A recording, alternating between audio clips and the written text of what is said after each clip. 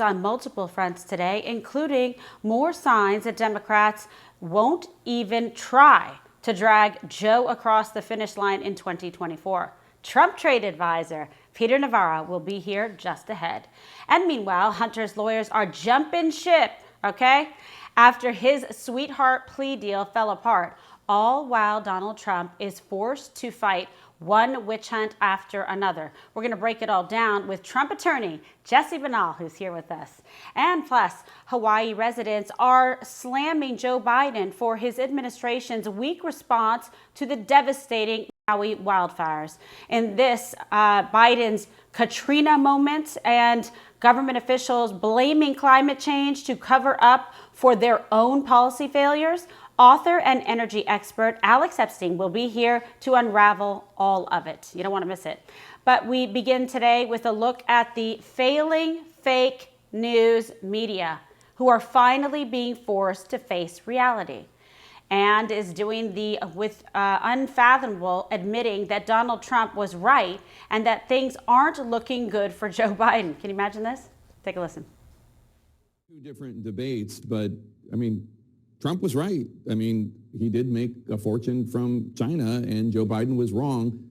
I don't know that he was lying about it. He might not have been told by Hunter, but this blind spot is a problem. It's a problem, one, because Republicans aren't going to let it go, that's for sure. But also, these problems are continuing through the legal system. It's not as though this is something that's been settled in other jurisdictions and Republicans are just harping on it. It is an ongoing thing in our courts. It's not going anywhere. And while Biden has officially launched his 2024 campaign, you wouldn't know it otherwise, right? Well, I'm just telling you, apparently he has. His campaign is operating on a skeleton crew. He skipped the traditionally important Iowa State Fair and has been mostly in 2024 hibernation. And contrast that to Donald Trump, who is now up 46 points in the latest CBS poll with 62% of the likely GOP primary vote. And in a recent Truth Social post, the 45th president wrote, quote, "New CBS poll just out has me leading the field by legendary numbers. Trump, 62%, 46 points above DeSanctimonious." Now, before adding that, I'll therefore not be doing the debates. So you have it right there. The first GOP debate is scheduled for Wednesday in Milwaukee, and we will be the exclusive live stream provider right here on Rumble, me and Don Jr. And just look at this new cover from Time Magazine. I like this, with the title, "Does This Ride Ever End?" Showing the president having the time of his life on a roller coaster. It's actually pretty funny. Now, President Trump says he's sitting for an interview with Tucker Carlson, our good friend, which could air during the debate itself. Talk about counter-programming, huh? Ouch. So here for reaction, Trump trade advisor, MAGA warrior, superstar, great friend of Don and myself, the author of Taking Back Trump's America, Peter Navarro. Peter, thank you so much for joining us. God, I love this. Hey, Kimberly, it's really great to be here. And it's you've thrown a lot of stuff out there. I know. You got DeSanctimonious there falling in the polls. You got Joe Biden. I mean, Kimberly, you have to remember what Biden did in 2020. He basically ran a basement campaign and never ever surfaced.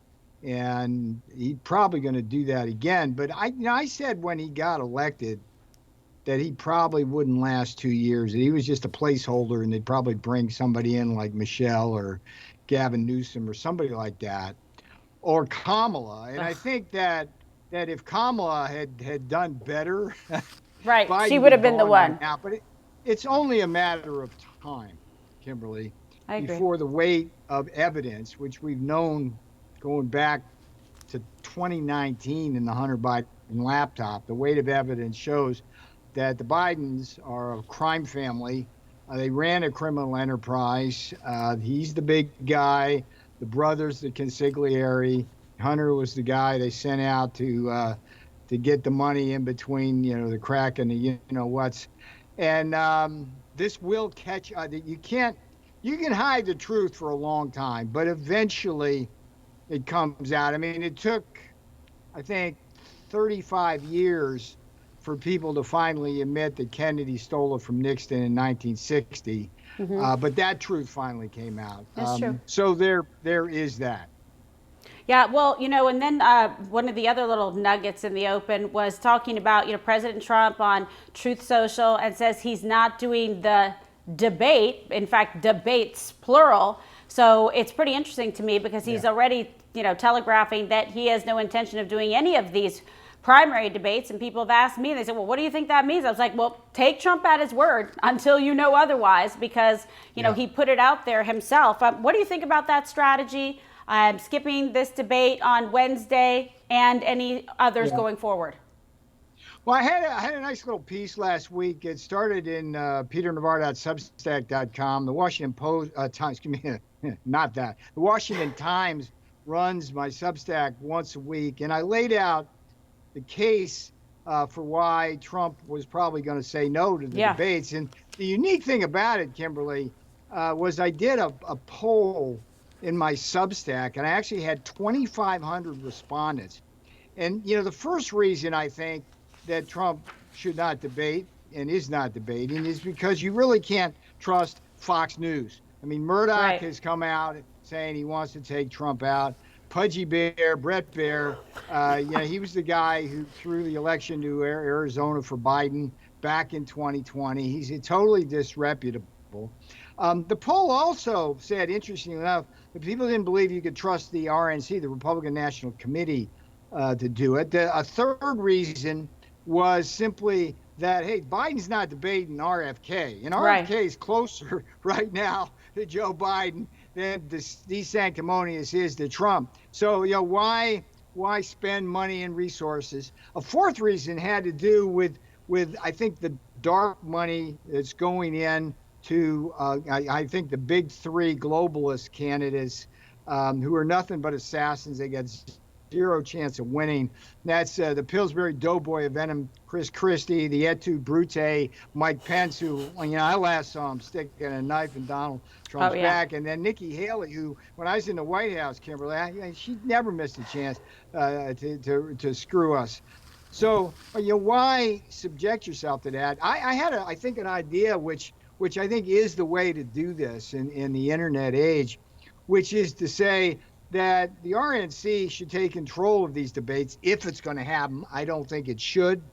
Trump's the presumptive nominee, but if it's going to do it, it's like, hey, get a neutral site like Hillsdale College or Liberty or Regents or something like that, host a debate there, and go back to the Kennedy, Nixon, Carter, Reagan days where you had reputable journalists asking the questions in the audience directly to the candidates. I mean, can you imagine having John Solomon from Just the News, KG from Rumble, Darren Beatty from Revolver. My God. It's just, you do that and then you live stream it out on the web to anybody who wants to take it. And, whether it's Newsmax or or Real America's Voice or whatever.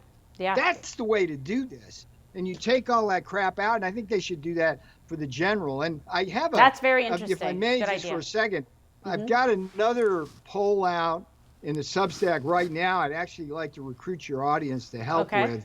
And the question is, should Merrick Garland, Alvin Bragg, Fani Willis, and Jack Smith, the four indictors, actually be indicted come 2025 for election interference? And if you go to peternavarro.substack.com, you can read the article, which I've done on that, but there's also 3 questions there, which I'd love to get your audience's response to. Yeah, that would be really good. It's like one of the interesting questions, Kimberly, is whether you think that Garland, Smith, Willis, and Bragg are coordinating their indictments in a way designed to take out Donald Trump as the front-running winning candidate in 2020. And it's like, should you hold these people accountable, right? I mean, legally. So peternavarro.substack.com. And I think there's a lot of appetite for that, quite frankly. Yeah, I think What's people that? are tired of it. There's I think a large appetite for that, for to have justice and to have accountability for what has Yes. transpired. And we all waited, we're waiting on Durham, waiting on all these things. And, Trump's ended up being vindicated and all of these, witch hunt investigations, sham investigations. And now we have the latest, four from these clowns. Also, people are probably calling for, Christopher Wray to be impeached. But there should be something done about this, because the only thing that has happened thus far is these people get rewarded for their misdeeds and for their malfeasance with CNN contracts to go and lie again about what they did, what happened, and what's happening now. Well, interesting, in the Substack piece, I talk about indicting them, but there's these unindicted co-conspirators, and I include the media. I mean, after all, as you point out, Kimberly, it's CNN, it's the New York Times, it's MSNBC, it's Fox News right now.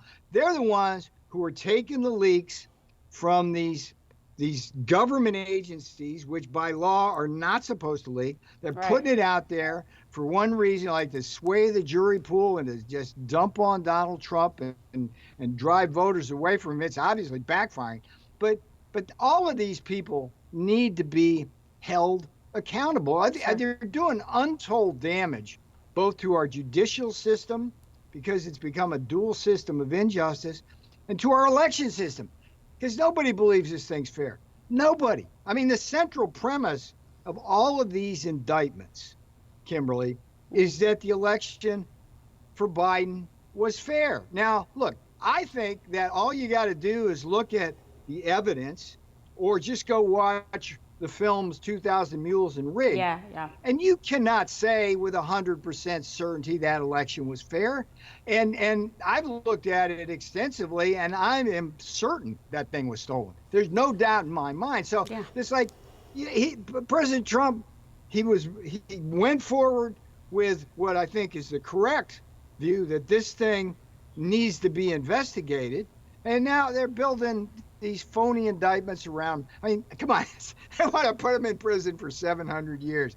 And they're doing the same damn thing in Brazil to Bolsonaro. And to Khan in Pakistan. Are we that has this American democracy fallen so far that you can talk about American democracy in the same breath as Brazil and Pakistan? But that's where it appears where the Biden crime family has taken us. And shame on these Democrats and shame on the Jake Tappers of this world, who look you in the eye with a straight face and say that election was fair. I mean, it's just, come on, guys. But he's now in that opening clip, I almost fell over out of my chair when he's saying, well, you know what, actually, the Bidens, there's got to be some, accountability there, because it appears that they did, in fact, profit, whether the president did directly, Hunter Biden did. So that was unbelievable, because they have about 3 people watching. My show beats all those shows and MSNBC. It's just insane,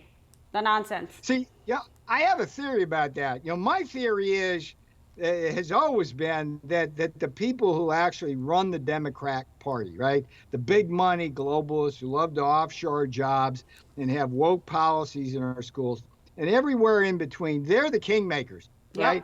And they're looking at the polls and they're thinking, you know what? We can't win with Joe. So what do? Then they start to recruit the Tappers of this world, right? And he'll go along with that. Kimberly, I bet you $1 to a donut that within a few months, Jake Tapper will be having talks about Michelle Obama coming in to rescue the Democrat Party from the evils of Joe Biden. I mean, this is the game they play. Yeah, I'm hearing it more and more. Every time I hear it, it freaks me out. But I'm going to tell you something. If I was in charge of the Democrats and doing everything and sitting there conspiring like Susan Rice and the rest of them, I would say, and Valerie Jarrett, maybe it's time to put Michelle in. And like you said, Sloppy Joe is just going to try and hide out in his basement, but I think they'll pull the plug on him, much like life support weekend at Bernie's, and at the last second, so that Michelle or whoever or Newsom doesn't have to really campaign or face that much scrutiny, and then pop one of them in. I mean, doesn't that seem like the smart thing to do? Yeah, and the other thing that's going to take Biden down, besides his criminality, is his destruction of the economy. I mean, right now, the stock market and the economy are basically running on the fumes of this massive overstimulus, reckless spending that's driven us towards what's going to be this just a horrific fiscal cliff. And that bill is coming due. I mean, so far, for a few months, Biden's got away with it. The stock market seems like it's okay, but no. Everything is just going wrong. And by the time we get into November for that election, it's going to look like the 70s. And I'm old enough to have lived in the 70s when I was a young adult, and that ain't no fun. That's like mortgage rates and interest rates at 15%, and gas prices through the roof, and we're already halfway there. No, you're right. And I love that you're bringing this up, because there really is such a large disconnect between what the Biden team is saying and the administration about the economy versus what, every day hardworking Americans are experiencing in their actual day-to-day lives. So, you've always been an expert talking about this. What are some of the, major warning signs that you see in this economy right now? And, how perilous is it going forward? If we continue in this threat, I mean, we're stuck with this guy or some form of him, for the next 2 years, because God forbid anything happened to him. It's like Kamala Harris, so it's the same thing. Yeah, I would be remiss here not pointing out that we had as a chance as a party in the House to turn at least some of that massive spending around. But Kevin McCarthy blinked. We're going to have another shot at that in September. Maybe we can do something about it. But the warning signs to me are many and varied. But let's take, for example, mortgage rates. They're over 7%. And you've got simultaneously a housing supply crunch and high mortgage rates. So the high mortgage rates, nobody who's in an existing home wants to sell and move up. Right. So housing prices That's the problem. are off the charts. Yes. Gas prices are off the charts. We've got, because of high petroleum prices, we got fertilizer prices, which are off the charts, and therefore food prices are off the charts. And the biggest thing that manifests as, Kimberly, and it's going to get worse, is real wages are stagnating and declining, and meaning that even though we see people's paychecks increase in small amounts incrementally, just at the top line, inflation erodes them, so the paychecks are actually smaller. You can start going to the store now and buying stuff, and what some of these people are doing, the corporations, instead of raising the price, they're reducing the size of the amount of stuff in the box to try to sneak that by you. I mean, I've noticed that, and then of course the stock market, you watch that, you watch the yield curve in the bond market, and then there's all sorts of warning signs. I mean, keep your eye on commercial real estate. Now, that's a bubble waiting to happen. And then around the world, I mean, it's just conditions are not favorable whatsoever, and as Donald Trump once said in one of my favorite speeches to this date is the 2016 jobs plan speech. These are politician-made disasters that Joe Biden has embarked on. Mm-hmm. And it's coming home through. So, we'll see, as the boss likes to say. But for me, the odds of Biden being the nominee at this point are probably 50-50. I think you're absolutely right. I think they're going to pull the ripcord on him. I really do. Yeah. But they don't have any incentive to do it right now. Let it play out a little bit. Let him be the placeholder, so that they can spring somebody in that won't have been, battle tested or had 1,000, shots taken at them. But, given all this that we know and what's been going on here, we know that the swamp, right? I mean, you had lived it every single day, so you really have like a PhD in like swamp tactics. They can't win on the merits, okay? You've just laid it out with the economy, with everything, national security, foreign policy, lack of infrastructure, manufacture, everything that has been an abysmal, failure. Oh, Afghanistan, sending all the money over to Ukraine. Terrible domestic policies, what they've done with the disaster, in Hawaii. But given all that, we know all the good, right? And you juxtapose it. The America First agenda does for this country. We have seen it work. You've been part of it as it relates to trade and being part of the administration. You know, what else do you think that we can expect, like dirty tricks from the Democrats, you know, quite frankly, Peter, or the Republican establishment, you know, going forward to try to stop this movement? Well, let's start with the Rhino Republican establishment. They're desperate now with the circling around the drain of DeSanctimonious to find a candidate that they can keep throwing their money at. And so we'll see. We'll keep your eye on kind of the next names that come out, whether it's Youngkin in Virginia or somebody else. Okay, so I agree. They clearly haven't got a candidate. Christie is the guy that Republicans are least likely to ever want to vote for. He's not going to make it. Pence isn't going anywhere. Vivek, like a glittering in the eye for a little bit, has basically committed harikari the last week, simultaneously talking about screwing Israel and Taiwan all in the same breath for the benefits of the Iranians and the communist Chinese. So he's dead. That was not good. That's one thing to look at. Okay, but these people have to understand. It's like if they keep trying to destroy Donald Trump, he's going to be the front runner, and they're going to get somebody like Michelle or Joe or Gavin or somebody like that, and this country is not going to exist. But that might be what they want. I don't know. As far as you know, what the Democrats are going to do, I mean, it's going to be, I think, September, October, November, January, February, surprise. You know, it's just not going to be. It's going to be one thing after another.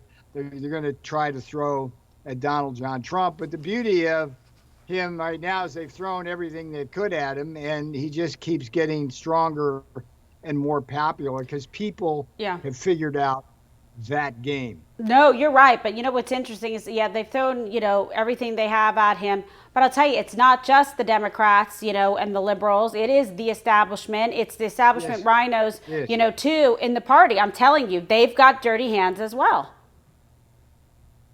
Well, and what's interesting to me is, like, I mean, there's just something's got to give. I mean, God bless shows like yours. Something's got to give in this corporate media, because you look at ABC, CBS, NBC, PBS, Fox, CNN, MSNBC. I mean, those are the big dogs in broadcast and cable, right?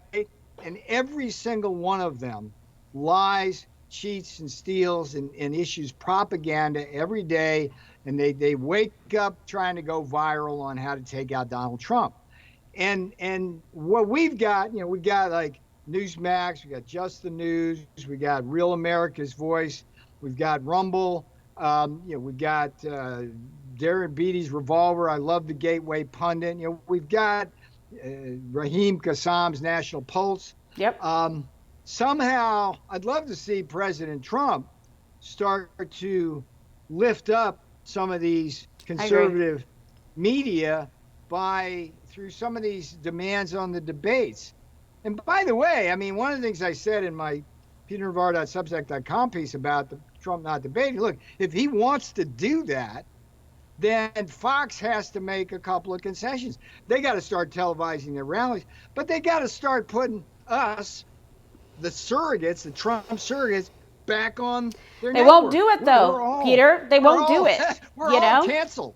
No, and they won't put anybody on with books now on Fox unless they're current Fox personality. It's just like a complete, like, you know, block out of any alternate, you know, voices. And you're right. I mean, it's so un-American. They're putting on all the surrogates from, you know, DeSantis and Christie and the rest of them. But, you know, it's just unbelievable. It's just such a massive suppression.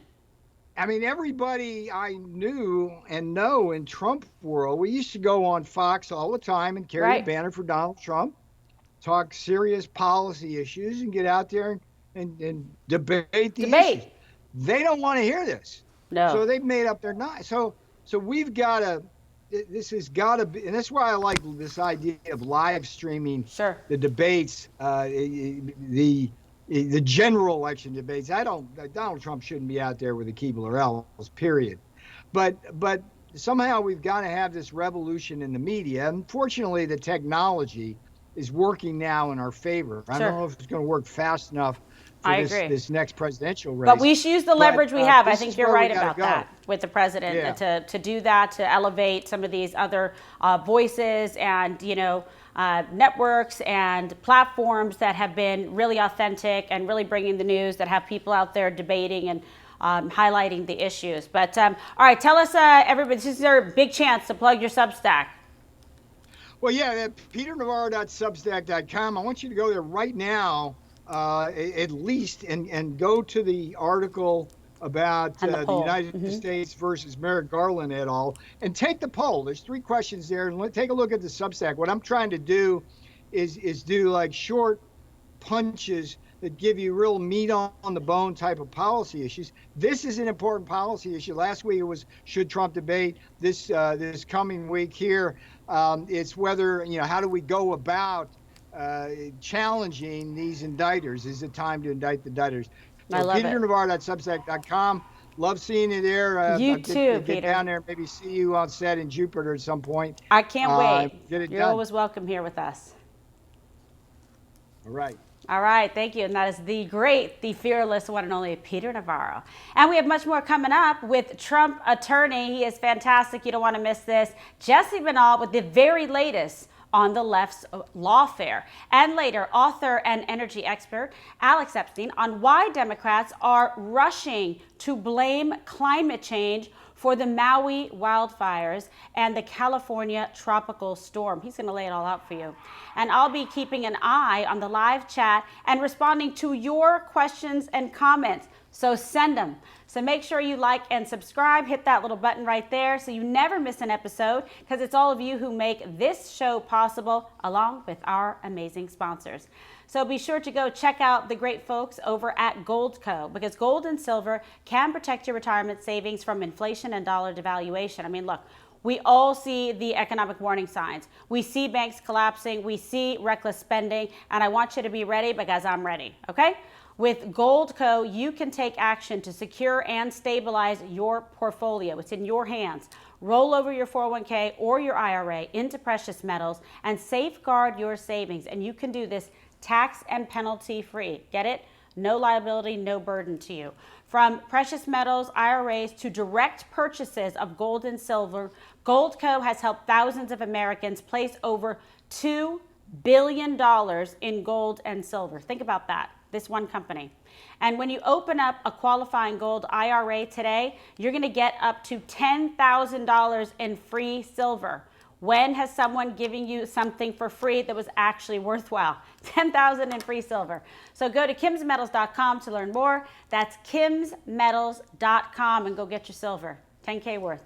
Now, a major development in Jack Smith's witch hunt against Donald Trump, as the president's lawyers are reportedly looking to flip the script, citing potential grand jury abuse over Smith's efforts to run a parallel investigation in Washington.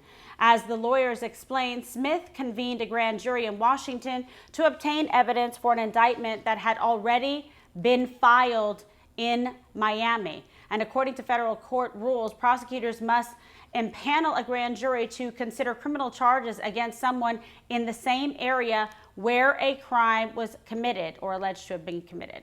And meanwhile, several lawyers for Hunter Biden have abruptly jumped ship. The rats are jumping the ship, folks, with no explanation given. And we're also learning that in talks with prosecutors back in 2022, Hunter's lawyer, Chris Clark, vowed to put President Biden himself on the stand, shedding new light on the contentious talks that were going on behind the scenes. And here for reaction, founder of the Binnall Law Group, Trump attorney, and constitutional legal expert, Jesse Binnall. Thank you so much for being on the program with us. Yeah, thanks so much for having me today. All right, fantastic. So there is so much going on. I feel like I'm back in law school, back in the prosecutor's office every single day. I want to get your general reaction to the multi-front, lawfare facing Donald Trump. How does a legal team effectively, this is the million-dollar question, combat multiple cases at once? There's a whole slew of jurisdictional issues, state issues, federal issues, and then which case and cases, I think they all are, do you see as the weakest? Like right now, if you had to explain it and encapsulate it in sort of one, what would you say? Well, first of all, each and every one of these cases is completely legally baseless. I think that's especially true for the cases in Washington, D.C. and Atlanta that all have to do with political activity, political speech, and also other First Amendment activity. A lot of people know that the First Amendment protects the right to freedom of speech, the right to freedom of religion and freedom of assembly, but also protects the right to petition your government for redress of grievances. If there's a government actor that is going to do something, you always have the right to go to that government actor and say, I don't want you to do X, I want you to do Y instead. That is protected by the First Amendment. So there is no conspiracy. There is no unlawful actions here because everything is protected by the First Amendment, first of all. Second of all, it all was done under the advice of counsel. And it's something where, almost every single presidential election going back at least 20 years has had election contests involved. And a candidate for the presidency certainly has the right to rely on his or her lawyers to tell him how to go about that. So those cases are constitutionally infirm to the max. And I'll tell you, the prosecutors know it. There's no doubt about it. They absolutely know that the Constitution prohibits these cases, but they don't care because their goal is to get judges that will go along with them in such a way that they can try to affect the 2024 election and try to make it so that Donald Trump can't run or make it so that he has to focus so much energy on these cases that he can't focus as much on campaigning and listening to the American people. Let me just say, that's not going to work. Anybody that knows Donald Trump knows that he is absolutely focused right now on winning back America for the American people, and he's not going to let these distractions work. But it's just it's absolutely atrocious what's going on. This lawfare is just disgusting. It really is. And you make the case, you state it well, because this is, an assault on our Constitution. It is criminalizing free speech and the First Amendment. And again, he acted all on advice of counsel, but then they've tried to throw, the attorneys in jail, put indictments against them. You've never even seen this. You think it's unbelievable, except for coups in third world countries, banana republics, and they're trying to do this. But you're right. They still refuse to understand the psychological makeup of Donald Trump. This is not in any way phasing him. It's over here in his rearview mirror, and he's just pushing forward. It's repeatedly poking the cage of a grizzly bear. I'm like, how stupid are they to think? You know what I mean? And now it's just building the momentum. So he's going to get in, and he's going to be able to then go ahead and redress these wrongs and make sure that we restore the faith in our institutions and government agencies, whether anything with 3 letters in it, whether it's DOJ or FBI, CIA, IRS, etc., and do something about these people that have committed these reprehensible, I believe, crimes against this country. And apparently it's okay for Hillary Clinton and Al Gore and the rest of them to, question election results, ask those questions, make sure that it's a free and lawful and legal and valid election, that only lawful votes are legally cast. But no, if President Trump does it, then no, he's not allowed to do it. If President Trump legally, lawfully exercises his authority under the Presidential Records Act, no, he doesn't get to do it. But Joe Biden gets to keep all the documents. When he wasn't president, he was vice president, and that there's nothing to see there. Where is the prosecution and the indictment against Joe Biden? Where is it? How do you legally justify this? That's exactly right. And what we see more and more is personnel is policy. Merrick Garland appointed Jack Smith because he is a rabid animal that he knew was going to go after Donald Trump, right, because of an absolute political hack that was going to go after Donald Trump and let nothing stop him from going after Donald Trump, and spend every dollar that he possibly could get his hands on to do it. And meanwhile, you appoint someone much more benign, Special Counsel Hur, that has spent almost no money in his investigation of Joe Biden, and you don't hear anything about it. I'm not sure anybody's seen him around Washington, D.C. at all. I mean, there might be some missing posters out there for him, for all I know at this point. So personnel is policy. But the one thing that we absolutely know at this point is, after we win, and we must win, if we're going to continue to have a country, we must win. It's imperative. Yeah, absolutely. We need to not do what the Democrats expect us to do, and that is unilaterally disarm. The era of unilateral disarmament must be over. We must hold these people accountable. And the most recent example, this cockamamie theory that you get from Ludig and Larry Tribe, trying to keep Donald Trump off the ballot and try to keep this election, the American people from being able to decide this election.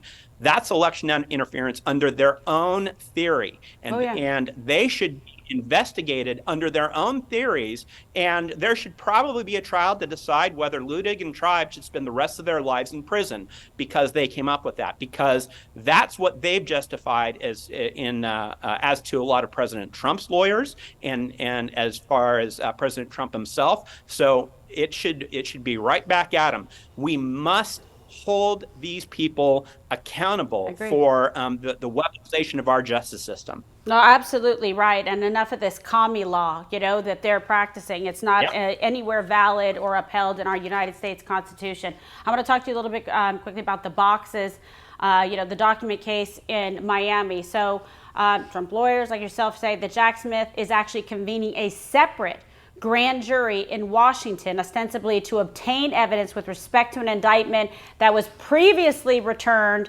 in the instant district. So can you explain some of the legalese here? Because I get a lot of questions about this.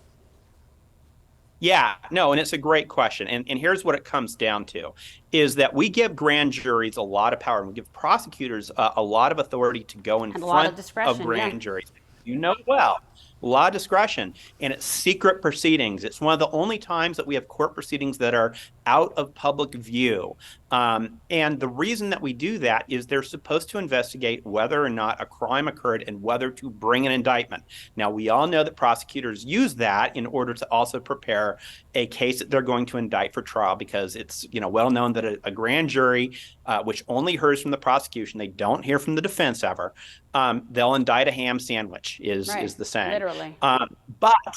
But they still cannot continue to use grand juries to investigate a trial after they've indicted. And they certainly cannot do that in a jurisdiction that is different from the place that they have brought an indictment, a jurisdiction that might be more friendly to those prosecutors. Where you have judges that are going to exactly. And when you have misconduct with a grand jury, that's actually something that I have dealt with myself in cases I've been involved with, in cases involving a lot of Jack Smith's prosecutors previously in years gone by.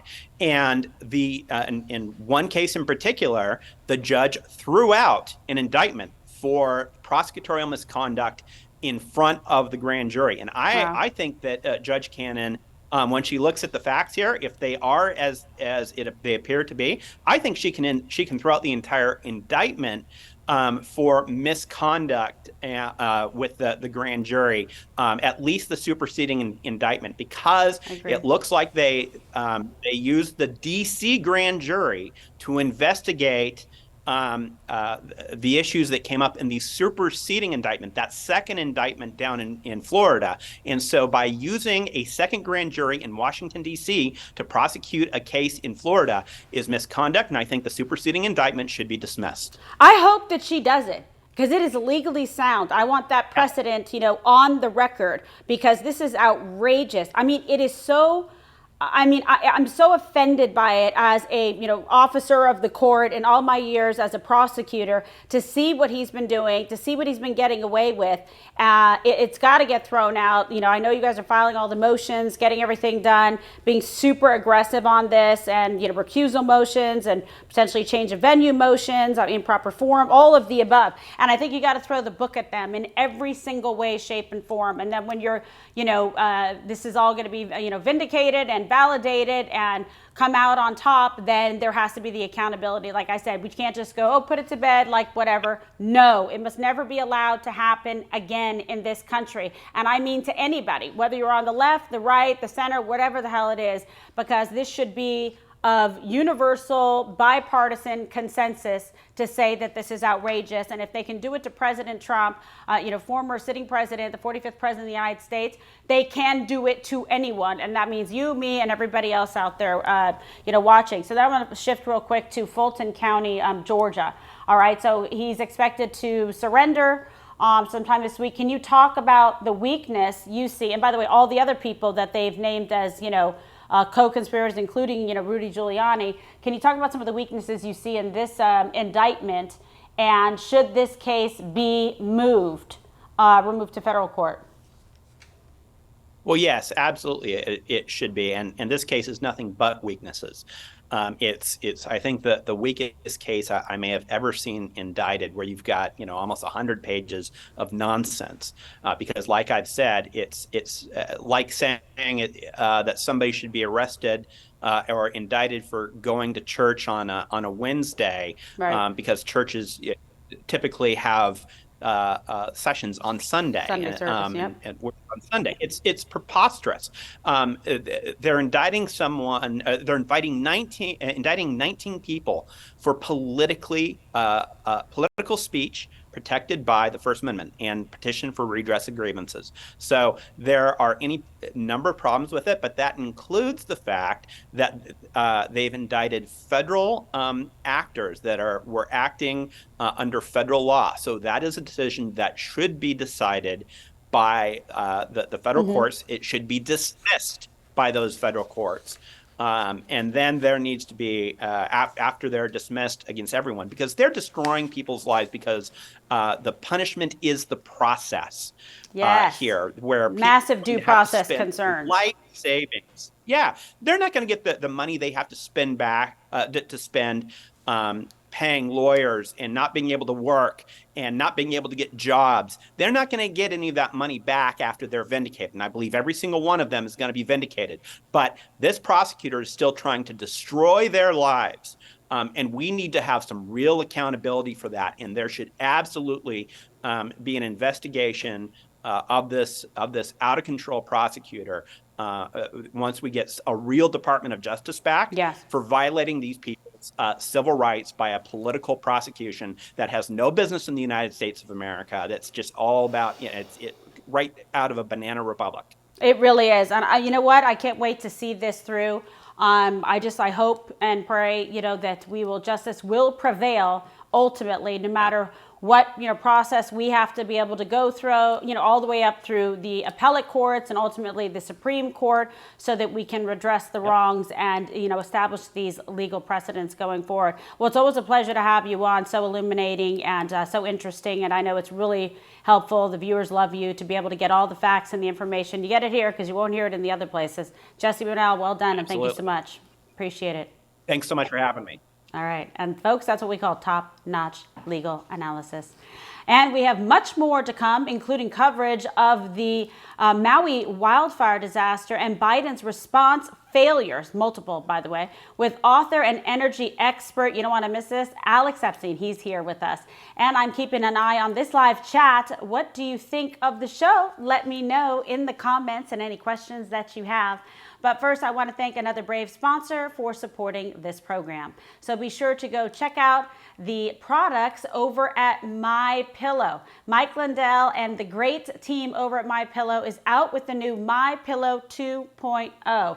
And you know what that means, folks? The best pillow is getting even better. Equipped with a brand new temperature regulating technology, it will keep you comfortable throughout the night. And as Mike Lindell has been telling you, the patented interlocking fill allows you to adjust your MyPillow to your individual needs. So it's going to give you the exact support that you need from the bed to your head, and it's going to stay that way throughout the night. And you can buy one, get one free with promo code Kimberly at mypillow.com. That's Kimberly at mypillow.com, and check out all the big discounts on all your favorite MyPillow products. And a special shout out to the towels. We love them here. We have like 6 kids, so we go through a lot of towels. We get the beach towels. We got it all. That's mypillow.com/Kimberly. You get a pillow, buy one, get one free. All right, now, Joe Biden today is finally visiting the wildfire victims in Maui, after seemingly ignoring the issue and even saying no comment when asked about it. Well, we've seen this before in East Palestine and Ohio after the toxic train derailment. To this day, Biden still has not visited there, which is really troubling. Now, Maui's top emergency official resigned after he made the decision to not even sound the alarm for the outdoor warning system as the fires were spreading across the island. Can you imagine this? And there's growing anger from residents about the failed response from local, state, and federal officials. Take a look. But also expected to meet a little friction. Not only are people unhappy about the local and state and county response and about the speed of it, but also about sort of the perceived lack of communication from federal officials, including the president, who took a while to make a statement that was substantial. So there may be, you know, as we may expect, a protest or two when the president arrives. And rather than admit to the response failures, the Hawaii governor is blaming, hard for me to say this, climate change. Look. You're talking about global warming. Are you saying that climate change amplified the cost of human error? Yes, it did. There's always going to be incredible things that people do to save lives, from the firefighters, from citizens, and there's always going to be decisions that are made that I'm sure aren't perfect in the moment. It's hard to take. All right, here for reaction, making his first appearance on the show, but not his last, author of Fossil Future, energy expert Alex Epstein. Thank you so much for being on the show today. My pleasure. All right, well, you're in for a treat, folks, because this is the top notch. This is the guy, the guru, on all of these subject matters, and he just out-debates absolutely anybody on it because he gets it, he knows it, and he's got his back. So thank you again for coming on, and I want to get your reaction to this sort of reflexive line from many on the left that anytime there's a disaster, that it's because of climate change. They are so desperate to find some kind of tangible way to connect it, to blame climate change, you know, to raise the hype on all of this, and then attack fossil fuels. Is it just a way, you know, for them to avoid the accountability for other policy failures? Like, what is behind this subterfuge? Well, before we talk about what's behind it, let's just establish that this is totally invalid and it's really scapegoating. So just a couple things. So one is, in general, we are far safer from climate than ever. This is a demonstrable fact. The rate of climate-related disaster deaths, so how many people die from storms and floods and wildfires, extreme temperatures, that's down 98% over the last 100 years. And fossil fuels are a huge reason why. So they provide the irrigation that helps us alleviate drought. They help us build sturdy buildings. They power storm warning systems. So anyone talking about this issue has to first acknowledge we're safer than ever from climate. But this is not the portrayal you get from the media. Anytime there's a climate disaster, people act like, oh, the planet is worse than ever. No, it's better than ever in terms of human life, because our ability to master climate danger has so far outpaced any climate change positive or negative. So that's the high level. Now let's look at wildfires in particular. When you want to solve a problem, honestly, what you do is you look for the things that are within your control that make the biggest difference. And fortunately with wildfires, the things that make the biggest difference are within our control. The number one thing is we can reduce what's called the fuel load. So that means there's less stuff to burn. That's the biggest. We can also reduce ignition events, including all the ways in which human beings start fires, like with power lines. And we can get better at firefighting. So if you look at what happened in Maui, it's that all three of these were compromised severely by green policies. So did they manage the fuel load? No, they allowed all kinds of grasses to grow all over the place, including grasses that replaced old sugar plantations. They were irrigated. They just didn't manage it properly, which is a good green policy because green means don't impact anything, hands off, and just let nature take its course. So they screwed up fuel load. Now, what did they do in terms of firefighting? It's documented that their firefighting philosophy is, at least of the officials in charge, water is sacred. So we shouldn't release water. They didn't release enough water. So if this is your mentality, imagine like this is so. And then the power line thing, this is a third thing. So power lines are a huge cause of wildfires, as we've seen in California. And just like in California, Gavin Newsom defunded power line maintenance to pay for green energy. They did the exact same thing in Hawaii. They didn't spend hardly anything on power line maintenance. So it's green policies to blame, and yet they're scapegoating fossil fuels, which we need to fight wildfires in the first place. No, you're absolutely right. Now talk to the audience more about some of these, energy policy myths. That's the nicest way that I can say it, and why you are so passionate about promoting, fossil fuels, because, that has been turned and maligned into some kind, shapeshifted into some kind of bad, phrase and word. But like fossil fuels, you're a big advocate. People don't understand, the science and everything behind it. And it seems like a big jump to go from having a fire to then blaming fossil fuels and climate change for it happening. Yeah, especially as I'm saying, like fossil fuels keep us much safer from the climate. So you have to factor that in. So I have a website people might like called energytalkingpoints.com, and you can get for free any messaging on any subject you can imagine that's very fact-based, that's very concise on energy, environmental, and climate issues. And one of the basic premises of that website and my work is that when you're looking at any product or technology, you have to carefully weigh the benefits and the side effects. And what people do with fossil fuels is they just wildly exaggerate the negative side effects and they ignore the benefits. So if fossil fuels contribute to 2 degrees Fahrenheit warming over the last 150 years, they blame that on wildfires. And yet they ignore all the ways in which fossil fuels help us prevent wildfires, and they ignore all their green policies that are actually what are making wildfires worse. I see, this is the problem. Like, what is behind it? Like, what's wrong with these people? Like, seriously, why are they doing this? Why are they putting out false information? Why are they blaming fossil fuels and climate change and all of that when the science is there? And I do encourage people to go to your website, because you can become like a pseudo almost expert by reading any of those, the papers, the information that you have there on all the variety of subject matters. But I'm just trying to get to the idea behind it. What is ultimately the political reason why they are doing all this? Well, I don't think it's just a political reason. So a lot of people are just ignorant and they're following the leadership. But I think it's a really interesting question. What's driving the leadership? Because the leadership should know, right? Fossil fuels have all these unique benefits. We live in a world that needs much more energy. We have 3 billion people who use less electricity than a typical American refrigerator. Fossil fuels are the only way of getting billions of people energy in the near future. And yet they're talking about rapidly eliminating almost all fossil fuel use in the next 27 years. So what is going on there? Ultimately, my conclusion is that a lot of the leaders don't really care about energy because they don't really care about human life. And what they really care about is a green planet or an unimpacted planet. They think the best Earth is an Earth that we don't impact, which ultimately means the Earth that would exist had we never existed. And you can see this in Hawaii. They're sacrificing human well-being, what I call human flourishing. They're preventing good wildfire management in the name of leaving it, quote, green. But that doesn't mean green and enjoyable for human beings. It means protected from human beings. And I think if your whole philosophy is protect the planet from human beings, you don't care about energy. And in fact, you don't like energy, because what we do with energy, even when it's totally quote clean, is we change the planet a lot. We build up cities, we build roads. And what they ultimately want us to be like is the poorest countries in the world. Whereas I say, no, the poorest countries in the world want to be like us.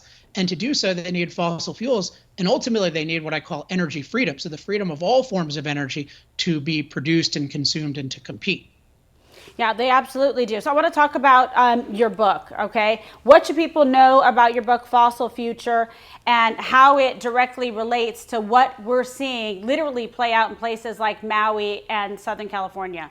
And there it is right there. So one thing, yeah, and thank you. And I'm holding it at the moment just so people can see it. It's a beautiful cover, by the way, too. Thank you. Well, it took a lot of work to get that cover, so I appreciate the compliment. So I was showing it to people mostly because it's long, and it's very deliberately long, because what it's designed to do is take somebody who starts out with a hostility toward fossil fuels, which I, growing up in a left-wing environment, I had that at the beginning.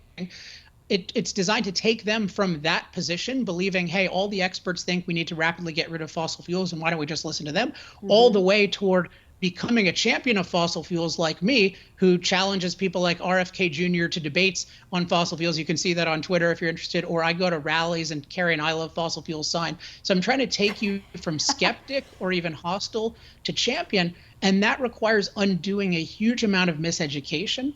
And most importantly, it requires giving you a pro-human and scientific way of thinking. I think we're inadvertently taught to think, again, just about the negative side effects of fossil fuels and not about the benefits to humanity. And we're taught to exaggerate negatives. But if we look at fossil fuels from a human perspective, we carefully weigh the benefits and the negative side effects, we find this is like the greatest drug you should ever take, and we should keep taking it.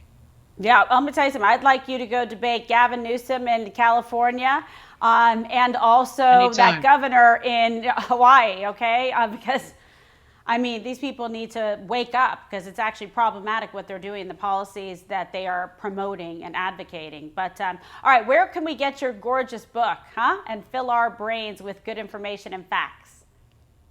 Well, if people go to Amazon, or if they want alternate sources, they can go to fossilfuture.com. Fantastic. Well, congratulations on that. I know it was a labor of love, and you put a lot of energy and effort into it. People should definitely buy it. Equip yourself with the facts so you're not lied to about what's really going on in this country, and get a little shirt that says, I love fossil fuels, okay? Yeah, I love fossilfuels.com. You can get shirts there too.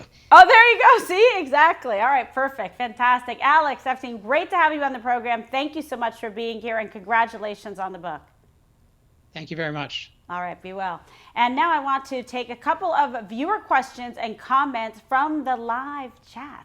All right, so what do we got here, Drew? Well, one just came in. Tech Drone is talking about the manipulative semantics of the left and climate, and how they try to get the moral high ground, but facts tell a different story. That's a really, oh God, I love it. So that's a very smart person writing that. So I always talk about their semantic gymnastics, you know, that it's just flipping this, that, and misusing language and words to try to confuse people, to try to put forward and promote false information. That's what they do with the whole climate change thing. That's what they do when they disparage fossil fuels and they don't understand, you know, the issues. It becomes all about the spin and trying to tell people what to believe and what to think and mislead them. And it's very deceptive. It's very dangerous, but that's what they do on the other side. And so I hear you. And that's exactly what happens. And they do it over and over again to a variety of different issues and topics and subject matter. And they do it to President Trump every single day. And going off of that, in the interview with Jesse Banal, Heather Weimer says the only way for accountability is to have free and fair elections, which I think we'd all agree with. Okay, only way for accountability is free and fair elections. You're absolutely right. And that's why I say this should be a bipartisan issue. Everyone should want free and fair elections with every legally valid vote cast, one counted, that's it. I don't understand why anybody wouldn't want election integrity. I think it's un-American to try to punish people and weaponize the legal system against them for actually asking questions and wanting to make sure that there is, you know, signature verification or voter ID laws, etc. I don't know. We've got to get to a better place in this country about that. That is for sure. All right, fantastic. A lot of questions and good comments. Fantastic guests today as well. So really just want to appreciate and thank, Alex Epstein and Peter Navarro and Jesse Banal again. And I also want to bring you a message from one of our sponsors as well, Patriot Lifestyle, where you can save more and spend less on a whole host of different benefits, from non-insurance healthcare benefits to savings.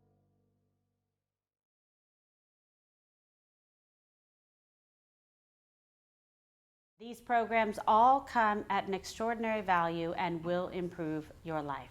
And in closing tonight, what we're seeing from the destructive Democrat agenda is one giant bait and switch against we, the American people. They're claiming to run Joe Biden while considering Plan B behind the scenes. They're destroying the legal system while pretending to care about the rule of law. And they are using natural disaster tragedies as a pretext to push more government intrusion in our day-to-day lives. Remember that. It's all just another reason why this election is more important than ever. It's not about who shows up for a debate or who sucks up to the establishment. It's about who can get things done on day one. And there's one man ready to take it on head first. Donald Trump and the America First agenda is our path to prosperity and our path to a brighter future. And every day we get one day closer to restoring American greatness. And until that day, and for every day in between, remember that you have a home right here on this show on Rumble, where we reject the false narrative and we always seek the truth. And I close with a special programming announcement. We will be live from the Republican debate in Milwaukee on Wednesday, 2 p.m., 3 p.m., so 3 p.m. Central, 4 p.m. Eastern, for breaking news coverage right here on Rumble. That's me and Don Jr., if you can handle it. And in the meantime, be sure to like and subscribe to my channel at Kimberly Guilfoyle, turn on notifications, download the Rumble app, and tell all your friends so they know exactly where to find us. And also be sure to follow me across all platforms, X, formerly known as Twitter, Truth Social, Facebook, and Instagram. And follow Don Jr. as well and subscribe to his channel. And you do not want to miss Don Jr.'s big show tonight at 6 p.m. Eastern, live with former GOP Speaker of the House, Newt Gingrich. It's going to be a fantastic